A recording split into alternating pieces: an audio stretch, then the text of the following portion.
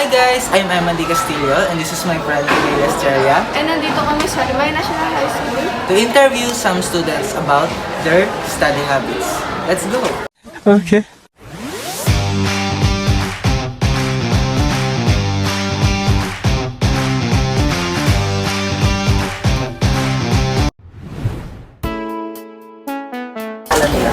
Ako po si Ranger Exercise and si Jasmine? Lumagdal.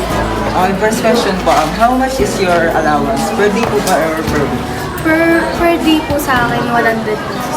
100 pesos. Kayo naman po. Per day po yun, 70 pesos. Kung name ulit nila?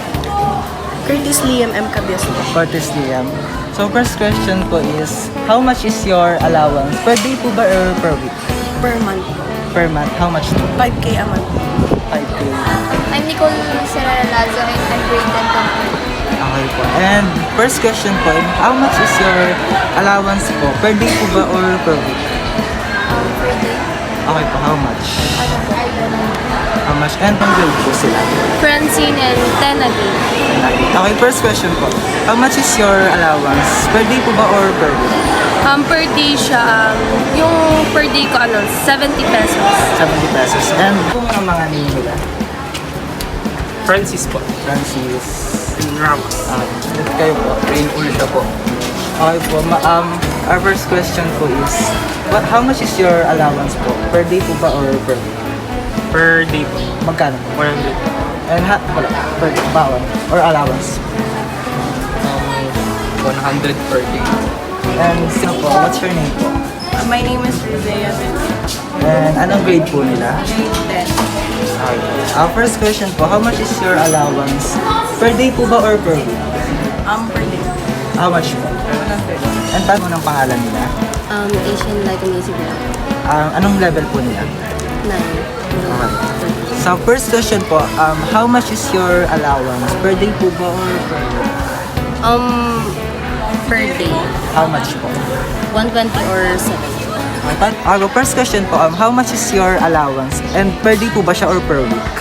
Per day po, 90 pesos lang. And paano yung kayo first po? Ano mo ng pangalan nila? And anong grade? Anong grade po sila? Angel Alcanay po, grade Grade 10 po. Okay po, first question is, how much your allowance po? And per day po ba siya or per week? 10. Per day po, 120 per day. And paano nyo, ano po? Ano po muna pangalan nila? Vanessa Geronio. Anong grade po nila? Team C3. Grade 10 po. Okay, first question po. How much is your allowance po? And per day po ba siya or per week? Per day po. How much po? 50. 50. And ano po muna ang name nila? And anong grade po sila? Jaira Rosales po na Japan. Okay, first question po. How much is your allowance? And per day po ba siya or per week? Per week, minsan 200. Depende pa. Per week po yun. And yun to, ano po mga pangalan muna nila? And ano mga grade po? Grade 9 po, grade 9 SPA, Giselle. Grade 9 SPA. Ay! Sige po, sige. Grade 9 SPA. Benedict. Grade 9 SPA po, Okay, first question po is, how much is your allowance? And per day po ba siya or per week? Per day, 200. 200 po. And hands-on pa kayo. 100. And ayun nga, 100 pesos. ayun din po. Sige mo munang pangalan nila and anong grade po sila? Pangalan ko po is Tiffany S. Levanto. Samantha, Grade grade 9 SPA po. 9. First question po, how much is your allowance? And per day po ba siya or per week? Ano po siya? Per day po, mga 300 mataas. Per day. 200 per day. 200 per day. And same po siya hinahandle yung taon niyo po. Paano niyo po siya ginagastos? Ginagastos ko po siya, binabawas ko muna po, parang,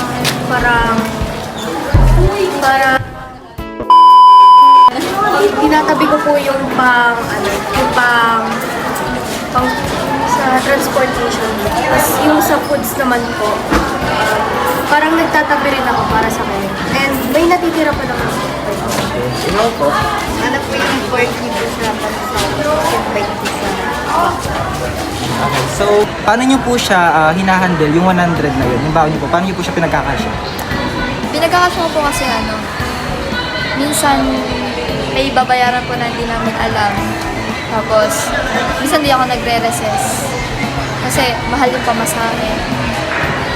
Ayun, 70 pesos. And paano nyo po siya pinagkakasya, yung baon nyo po? Yung 20 pesos pang ano ko siya, pang pamasahe pagpunta sa school. Then yung minsan pag may natitira sa baon ko, like 20 pesos, dinatabi ko siya kasi minsan naglalakad naman ako pa uwi. Okay, so hinahandle, like paano nyo siya pinagkakasya sa yung baon nyo? Ano pong mga pinagkagastusan nyo? Like, the half of it I use it for like expenses for the projects. Ano po, sa mga activities po namin sa then yung half naman tong isa para gawin sa pagkain ko. Thank you. Kayo po. Safe po ba? Pinagkakasya. Ginagastos ko lang po sa mga school activities or needs sa school. Tapos sa pamasahin naman. Okay, ano po, paano nyo po siya hinahandle? Like, paano nyo siya pinagkakasya sa isang araw?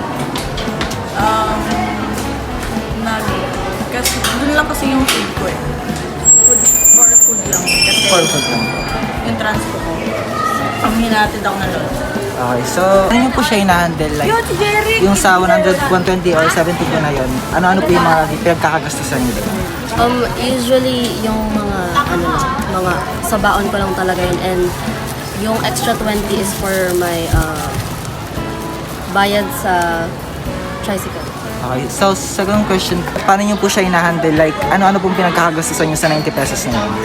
Pamasahe lang po, tsaka po pambili din po ng mga pagkain po kapag recess. Okay, so second, paano nyo po siya hinahandle? Like, paano nyo siya pinagkakasya sa isang araw? Bali yung 20 pamasahe sa umaga. Tapos yung lunch ko is 50 sa halos. Tapos 30 pamasahe po. Okay po. So, paano nyo po siya hinahandle? Like, ano po yung mga pinagkakagastusan sa 50 lang? Sa sa mga project. Project. Tsaka snack. How about ano po, transpo, yung pawi nyo po? Ganun lang din. Okay. So, kung na yan, paano nyo po siya pinagkakagastusan? Sa ano lang naman siya, sa baon lang. Kasi meron naman akong service. So, may service po. Okay, sagot po. And paano nyo po siya hinahandle? Like, paano nyo siya pinagkakasya sa isang Actually, hindi ko po siya pinagkakasya. Inuubos ko po siya sa isang araw. for foods? Opo, for foods. Okay, kayo. Like, paano nyo po siya hinahandle? Paano nyo po siya pinagkakasya? Like, ano po mga pinagkakagastusan? Bumibili ng snacks. And how about transpo po, yung pamasahe? 30 pesos. Tapos yung the rest, pagkain. Yun. Sa ano lang po ang gumagastos sa pagbili ng mga snacks. Kasi po dyan na po yung bahay namin. Okay, so second question, paano nyo po siya hinahandle? Like, paano nyo siya, ano po yung mga pinagkakagastusan nyo sa 300 na yun? For example, po parang mga school, pag may activities po, school supplies and other like such as bond paper, pencils, and such as that, etc. And sa pag-daily naman din po, syempre po, bumibili po kami ng pagkain. Tapos po, yun na po. The rest is kung uwi na din po namin pabalik dito sa summer. Pabalik sa bahay. So, chance, mamamasay po. Yes, po. Ano nyo po siya hinahandle sa isang araw? Sa food po, tapos minsan hindi na rin po para makakit or mga small purposes po dito, like pag magbabayad po ng mga sa may practice po. Tapos, yun, sa may project po. Second question. Yun lang po What is the hardest subject in grade 7? For you lang, in geography. And bakit po? Bakit po siya pinamay? Siguro po math. Dahil po sa mga sa mga numbers po siguro kasi mahirap po siya i-answer kahit ano pong intindihin ko. Okay, math. So, level po, what is the hardest subject for you po? Math? Bakit? Bakit po? Kasi minsan po naguguluhan ako. Kahit na naiintindihan ko siya, pero pagdating na yung quiz na nalilito na ako. Okay. Last question lang po, as a grade 10 student, what is the hardest subject po? Siguro, para sa akin lang English. Kasi hindi naman na mahina ako. Parang medyo hindi ko lang siya mag-gets. Yun lang. And then, as a grade 10 student, what is the hardest subject po? For you lang. For me,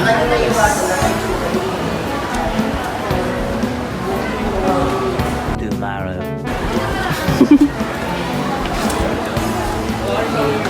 like, hardest po. Kahit ano lang. Ang feeling mo ba nahirapan ka? Happy. AP po. Bakit po?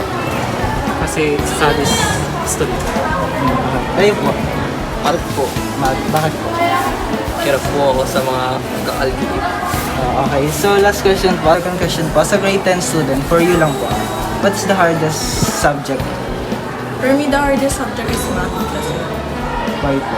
Kasi for me, weakness ko talaga yung numbers. Kaya talaga. Okay. 10 student, what's the hardest subject po? For you lang. Ano subject? 80. Why po? Why?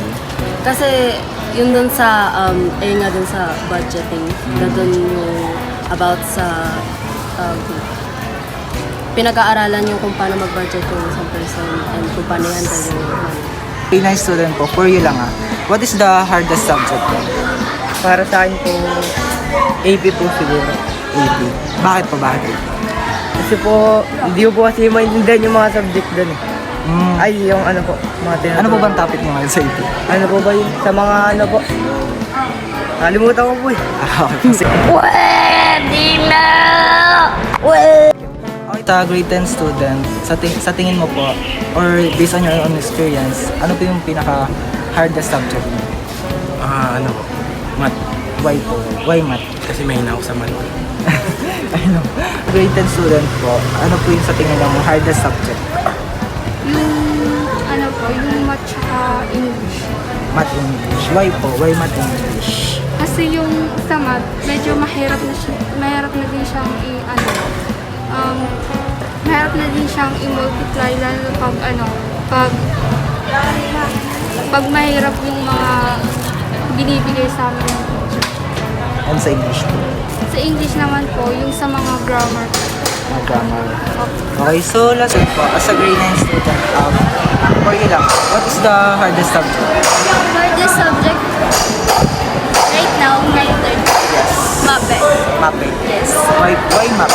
Kasi ang daming performance task na kailangan namin gawin. Tapos yung props. Tapos ang ikli ng time na binigay sa amin. Like festival. Yes. Okay, so as a grade 9 student, for you po, what's the hardest subject? Math. Of course, math. Like, madali lang po siya. Lalo na kung alam mo yung formula. Pero tayo nahihirapan ako. Same with you said po man. Then, meron pong may mga ano, na hindi ko lesson hindi ko naiintindihan. Okay po, kayo po. 80 po. 80. Why 80 po? Ano po kasi, yung ano po na parang ko activity. Ayan lang. Second question po, sa grade 9 student, sa tingin niyo po, ano po yung or hardest subject na na-encounter? Hardest subject po. Actually, hindi naman po talaga siya hard. So, base po sa talaga kung ano ng estudyante. Pero po for me, hardest subject is such as math. Math po. Why math? Math is like, ginagamitan mo siya ng calculations. Minsan po makaka-encounter ka din po doon ng algebra. And then like, it makes up the students sa mga utak po nila, lalo na kailangan po nila sa ulin yung lahat. At inaaral-aral po namin lahat at the same time, para po kami makakapag. Kayo po? Kasi medyo nahihirapan ako pagdating sa my solvings. Kunyari, sa ulo ko siya, pero kapag binigay na yung gagawin mo, nakakalimutan mo. Sa student, ano po yung study habit na ginagawa? Study habit. Yes. Like, paano po kayo, kunwari may mga exam, ano po yung ginagawa ng mga result? Inaaral ko siya isa-isa, tapos kinapag-isalo ko. How about you? Wala po, stock May stock knowledge lang. Okay, ayun lang po yung 3 questions. Thank you po for what is your study habit that you can share to every student here in Limay National High School? Study habits po. Like for example, may mga paparating na exam. Ano pong mga ginagawa niyo para makapasa? Nagre-review po.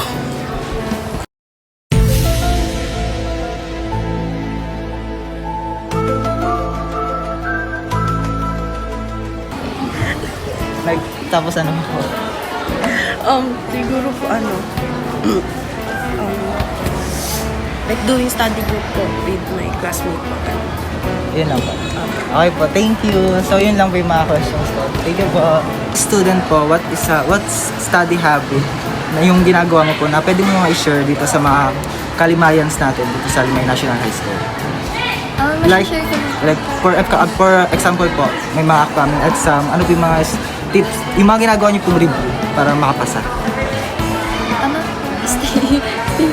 Stock knowledge. Stock knowledge. Ayun lang po. Opo. Okay po, thank you. Thank you po.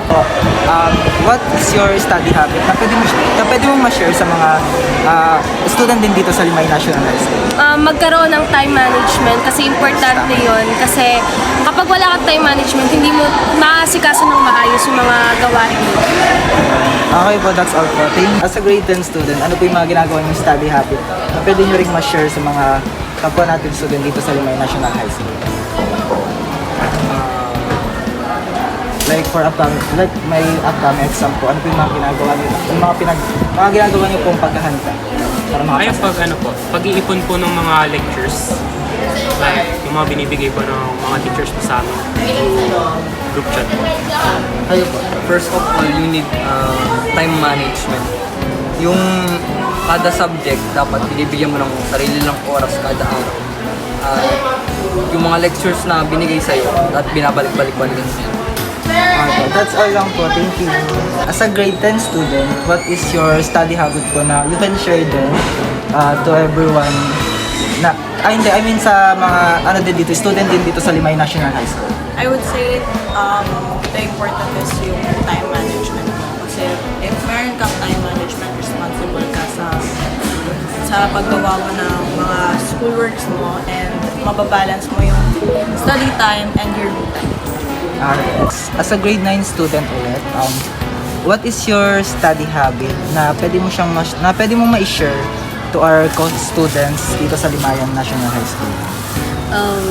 Well, actually, mahilig kasi ako mag-cramming, so I think mag-cram ganun. Okay, ayun lang po. That's all. Thank you. Po is, as a grade 9 student po, ano po yung mga ginagawa nyong pag-review pag malapit na yung exam? Sa mga napipicturean po namin sa may TV po, nare-review po namin yun sa may... Depende po saan po namin trip. Tapos, yung mga importante lang po yung mga pinapag-aralan po namin. Para po, pag magsasagot po kami, yun po yung maalala po agad namin. And nag-take down notes yun po. Opo. Last question po is, ano po yung mga ginagawa nyong study habit before, bago mag exam? Ano yung mga ginagawa niyo? Tinatapos yung notes and then nagre-review po tapos. Ayun lang. So last question po, as a grade 10 student, ano po yung mga ginagawa niyong study habit? Like, may paparating po na exam, ano po yung mga ginagawa niyo? Nag-review. Ano po? Yun lang po yung review marks. Review lang po. Okay po, thank you. So last question is, as a grade 9 student, ano yung mga study habit mo na pwede mong ma-share sa mga kapwa nating student dito sa Limay National High School? Study habits po, kapag po nagla-lectures, may hiwalay po ako na notebook. Separate po yan sa lecture note. Tapos, sinusulat ko doon yung reviewers. Bago And nakakapaano naman po. Thank you. Yun lang po. Sa grade 9 student, ano po yung mga ginagawa mo preparation or study habit bago like, may paparating na exam? Nagre-review po. Group study po. Group study. Group study rin. Thank you po. Ano yung section din niya? Thank you, 9SPA. For the last question po, as a grade 9 student, ano yung mga ginagawa ng preparation or mga study habit na ginagawa nyo para makapasa sa mga quiz, exam, or etc.? As a study habit po namin, sa amin po lahat, hindi lang po sa akin, ginagawa po namin itong routine, araw-araw po para iwasan din po yung gadgets po namin. Siyempre po, kailangan mas mga estudyante na unahin po muna yung pag-i-study katulad ng mga mahirap po namin subjects. And for that, we should not waste any time para po sa kumbaga po, hindi po mga gaano importanteng bagay, kalugod po ng pag-aaral. Pero yun naman din po, sa amin po pagkatapos din po namin gawin ang mga bagay na importante po sa amin, ginagawa na din po namin ang mga pwede namin po magawa for free time. Kayo po?